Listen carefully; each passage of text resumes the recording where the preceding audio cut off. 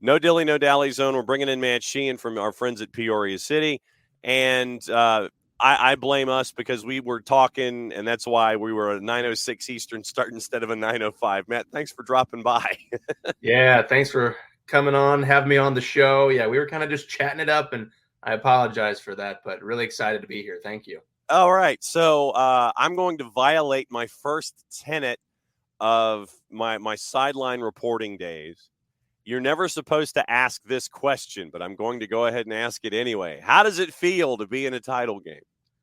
Feels amazing. I mean, from the regular season to the playoffs, nobody could have written this. I mean, everybody kind of honestly wrote us off from the get go. I mean, even before the season, we heard a lot of people kind of questioning the roster choices and even, just coaching and people. It wasn't D1, huge name schools with the players we were announcing and the coaches that we were announcing, but I think our front office staff and our ownership group knew some things that a lot of people just weren't really keen on yet.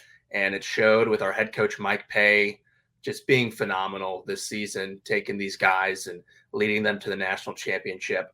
And really a group of guys from Clark University in Dubuque, Iowa, an NAIA school, just absolutely balling out on all of these other kids this summer. I mean, there's one story I've got to tell, and I'm not going to get into names or anything, but one of our kids was about to hit a PK a couple of weeks ago, and he's one of the guys from Clark, NAIA, and I'm on the field, so I hear a lot of things that maybe you don't hear on the live stream or in the stands, and the chirping about NAIA was very prevalent, and I was hearing it. Uh-huh. And then our guy just sniped the PK past the goalkeeper, beautiful shot.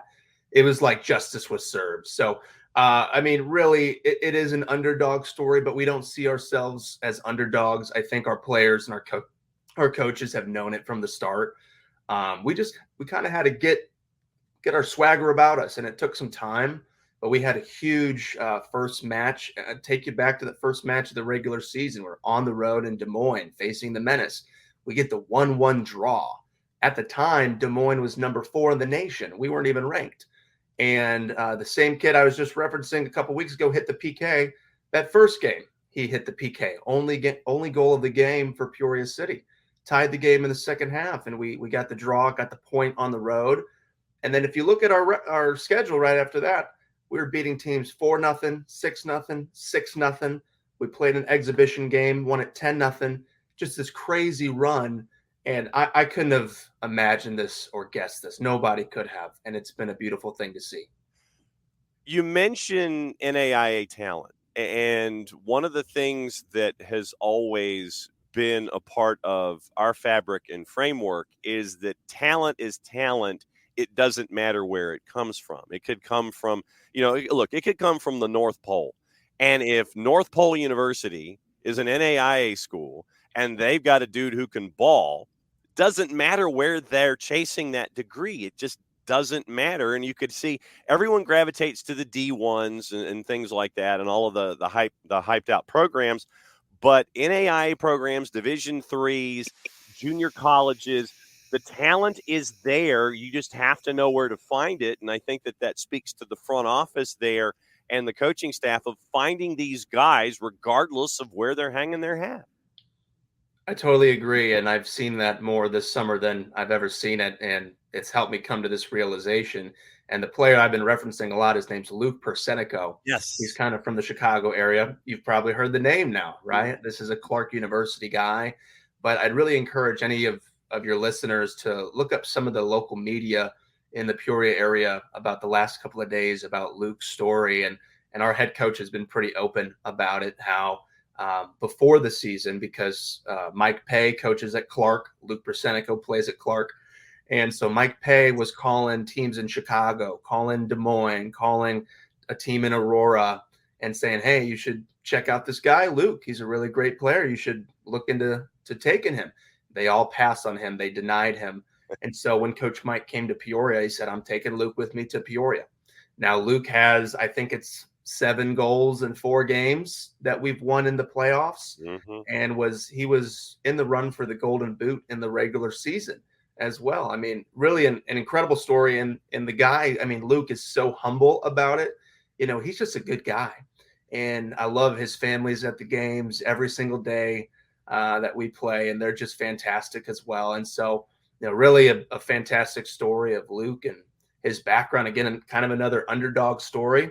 And he's been able to silence a lot of the doubters, which you got to love in lower league soccer. So, what has it been like to build Peoria City as a franchise? Because I know that there's a great deal of personal pride that's involved. What has it been like to build this franchise to get it to where it is and accomplishing all these different things? it's been insanity. Again, I don't think anybody could have ever guessed that we would be here in just 3 years of existence. So we were announced to come into Peoria. I believe it was 2020. We know what happened after that. Right. So we didn't even start until 2022. At that point, for myself personally, I was working in TV news. You couldn't really do other side hustles or jobs. So I was a fan in 2022. I was part of the 309, the supporters group. And my wife and I remember us going to a game that summer of 2022 and buying a t-shirt and all that fun stuff. So the next year in 2023, in the off season, things kind of went silent for Peoria City. It was a summer team, summer staff. And once the summer was done, the interns went back to college or found another job in the fall, and it went dark, really from whatever mid-July until early, what would that have been, 2023. And again, at the time, it was like January 2023. I was still working in TV news. I was the morning anchor, and we would host Peoria City on the morning show to do. There you go. There's that crossover that I was looking for. That's the crossover. And so I reached out to Bobby Parker, our current chief operating officer. And at the time, he was the communications director. And I said, hey, are you guys coming back this season? Would love to have you on the show. If you have any news for me, just let me know. And he said, yeah, we'll have some news for you soon. And maybe, I'll come on the show in February. And so whatever. About 2 more weeks comes by, and Bobby calls me on the phone, and he says, hey, got any interest in doing communications for Peoria City this summer? And I was like, you know what? I'm actually in the process of leaving my TV news job. In January, I had announced that I was leaving the station in early February to go I do healthcare marketing for a local hospital system full time. It's my full-time job. And so with being able to switch over to that, I now had the flexibility to do, if you want to call it, a side hustle or a passion, right? And so I said, yeah, I'd absolutely like to meet and talk with you. And so we met. I joined as kind of a communications manager, kind of like an assistant. Bobby called me a couple weeks later, said, hey, I've got a ton of stuff going on this summer. You just want to take over communications for the summer? Wow. I was like, yes, I do. Sounds good. And so, yeah, again, kind of just jumped into it head first last year, preparing, very grassroots, very small, but really we had a 63% growth in attendance last year. And, just we're doing a lot of other things, at a professional level, like getting our jerseys updated and our social media presence, just all these different things. So leading us to today, though, now we've got 2 full-time staff members and our president, Jim DeRose, Bobby Parker as our COO. I'm here, if you want to call me part-time. It's kind of You've got 2 lives, Matt. Go ahead and face it. Yeah. It's pretty busy, especially weekends. Games are on the weekends and stuff. And I've traveled to almost every away game, and that's just how it is for Jim, Bobby, and I. It's a busy time in the summer. So, but they do fantastic work. Our managing partner, John Dorn, former Chicago Fire. He's owned a couple of franchises. He's been able to talk with him a lot lately and learn more about the history. And I don't want to botch anything, so maybe I'd leave that conversation to him. But it's just been fantastic. And so, in short, just from going to where we were in 2022 to where we are now, like it's unbelievable. Matt Sheehan, the VP at Peoria City, hanging out with us here, batting leadoff on the morning show. And they're in a title game against Seacoast. For those that may not be familiar, what does soccer mean to Peoria and the surrounding areas there in Illinois? I think it's growing so much, but I think it's always been here. I've lived in Peoria for now 6 years, so I knew about it a little bit back in my TV news days. So I did sports somewhat often, more so when I started, kind of doing photography, videography, but you know what I mean, Yeah. and fill in anchoring on the weekends. And I remember a really cool story. I think it would have been like November of 2018, right after I'd graduated college in May, and then I had been working as a TV reporter at the local CBS affiliate. And one of our local high schools, Peoria Notre Dame, was playing in a state semifinal game up in the Chicagoland area. And so they sent me up there. We get up there, and it was a beautiful game. It was snowing. It was cold. All of my batteries died, but I got everything. They lasted to the last second, but all my batteries died. So I whipped out my cell phone because it went into PKs, and the goalkeeper stopped multiple shots. He scored his own. They had him shoot, and he was the backup goalkeeper for the season. The star goalkeeper had a shoulder injury, and so the backup came in, and so it was this beautiful game. They won it, and that was my first taste of Central Illinois soccer culture. Just learning about the powerhouse that is Peoria Notre Dame. And there's more schools around the area. Peoria Christian comes to mind as well. They both go to state pretty often and do a fantastic job. And there's things like Peoria FC United, Morton United, Central Illinois United. And I grew up in St. Louis, Missouri, right? And so I'm all familiar with Scott Gallagher and Lou Fuse and all these other nationally recognized programs. And Peoria's got them too, and I think that it's growing. I think the fact that Peoria City is here, kind of ups the ante a little bit, kind of increases the professionalism. It makes these kids want to play for Peoria City and at a pre-professional and professional level. We launched a U23 training program, and so a lot of these kids that are at Central Illinois United or Peoria FC United are getting a chance to train with the Peoria City guys in USL League Two and getting some reps. And that's been a huge success too. And I think, looking at that, hopefully we are able to grow that as the years go on. But yeah, I think you're really seeing a boom right now in the Peoria City soccer scene. What about fan support? I know that there are some places in lower divisions that they'll have 25, 50, 75, 100 folks. In doing my research and following along with Peoria City and all of the big matchups that you guys have had in this postseason run, fan support has been off the charts. What's the fan support been like for someone who's been there in the trenches with all of this?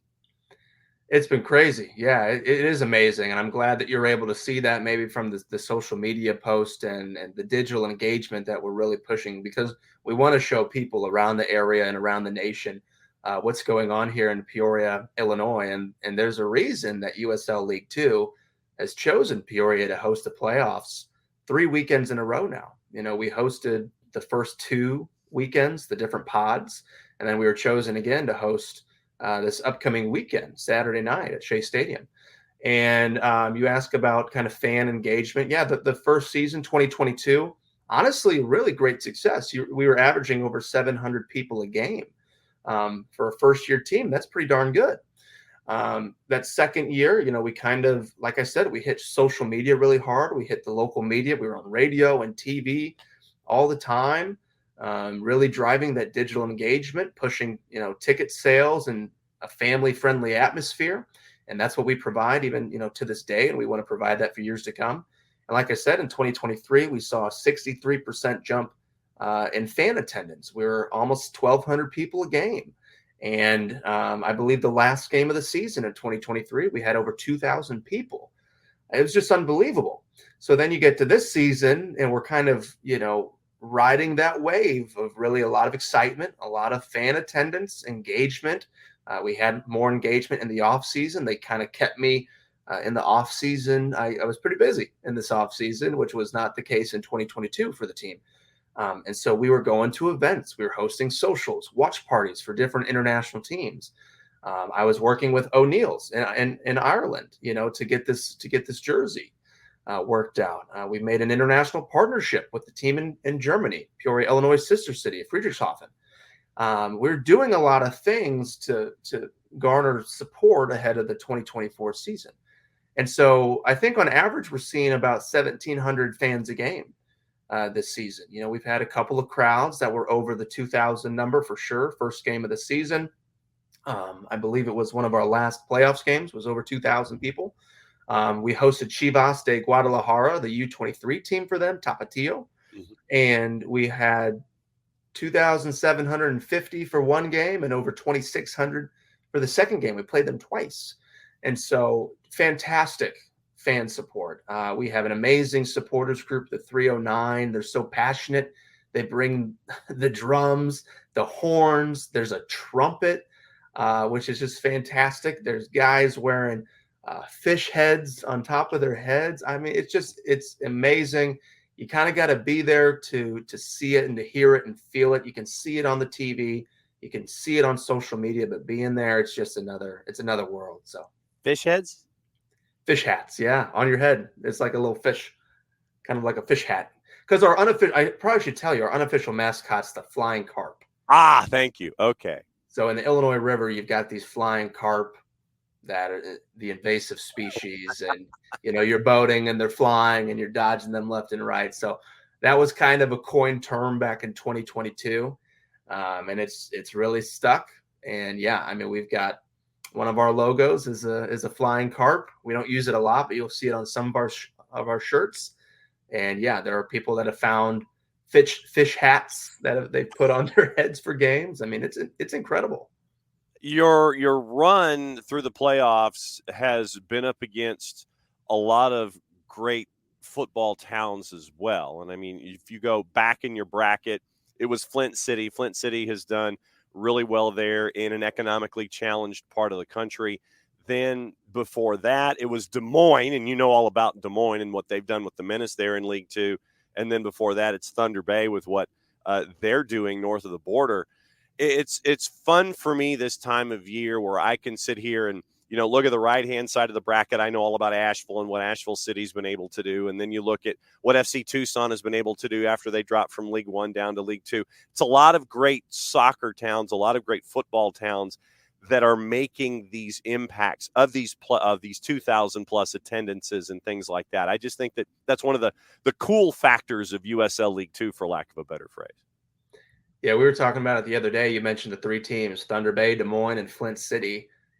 Combined in those three teams are 7 USL League Two championships. So in this playoffs run, we've been able to defeat 7 championships worth of teams, which is crazy. And, we had a good game against FC Tucson, right? Very talented team. We had a thrilling, I wish I could have been a fly on the wall, but I was busy attending other duties. During halftime, our head coach, Mike Pay, really getting the guys back to where they needed to be, getting their heads right, because after the first half, it was 0-0. And it was not a good half. Our players would have told you that. They said in multiple interviews, we just did not play very well in that first half. And it's good that we weren't losing, that we didn't let up any goals. We have a phenomenal goalkeeper. I haven't talked about Sammy Slimmy from Paris, France. He plays at Campbell University. This guy we call him Super Sammy Slimmy because he's that good. In the regular season, he didn't let up one PK. He blocked every single PK that he faced. And then we faced PKs against Des Moines in the playoffs, and we won 4-2 in PKs. He blocked it. He blocked it in what was the greatest, a 5-5 game after 120 minutes. Crazy. Still going. So that guy, he's an animal. He's phenomenal. I can't wait to see where he goes in his professional career. I believe the world in him, the community is so behind him. And it's the same with Luke Persenico, and a lot of our guys. You could kind of go down the list and just say, man, these guys are super talented, but they're humble. They're good people.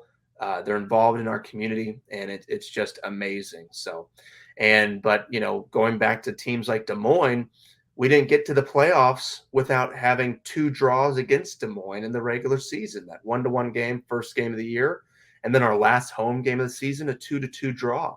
We wish we would have won that, because then we would have been Heartland Division champions. We would have had, I think, one more point than them if we would have won. But we were down 2 points at the end of the season to Des Moines, and so they were the Heartland champions for 2024.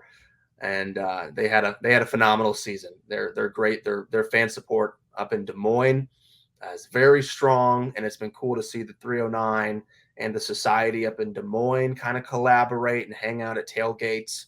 I said it earlier on in the season, but I think the Heartland Division is one of, if not the best divisions in USL League Two. And this year, with what Des Moines had done and with what Peoria City had done, and then you've got teams like River Light and St. Charles that had phenomenal seasons too.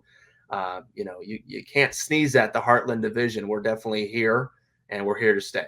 And River Light being a new club on their own, making immediate impacts here in USL League Two. Cut the promo for me and let me know what the weekend's going to be like getting ready for a title game. I really appreciate that. It's been great to be on with you today. So our title game, the national championship for USL League Two, is Saturday, August 3rd. It's at a 7:30 p.m. Central Time. I know a lot of your viewers are probably in Eastern Time, so 8:30 your guys' time, at 7:30 our time local. Shea Stadium in Peoria, Illinois. It's on the campus of Bradley University. So our tailgate lot, we always open it up at 4:30. We've got food trucks. We've got a juice tent coming. So we've got 3 different food and drink vendors that are coming on site to serve our fans. We've got a lot of great things going on. The stadium gates, I think we're going to open them up again 6:30. We always open about an hour ahead of game time. Kickoff's right about 7:30. The broadcast will be on the Peoria City Soccer YouTube channel. Would highly recommend checking that out, subscribing, letting us know how you like the broadcast from our guys at Clutch Sports Media. That's our official broadcast partner. It'll also be on Sports Engine Play, which is the official broadcast partner of USL League Two. Peoria City hosting Seacoast United Phantoms USL League Two final, 7:30 Central Time kick on the weekend. Matt, thanks for dropping by this morning. Thanks for dropping all the knowledge about everything going on there in Peoria City. Have a fantastic week in preps. May the weather cooperate and have it not be as chaotic as it was in a previous round that led to a 10-goal thriller, which led to PKs and led to just general chaos and all of that stuff. Have a fantastic time hosting. Thanks for dropping by. Go get some breakfast. We'll catch up with you soon, my friend. Thanks again. Thank you so much for having me on.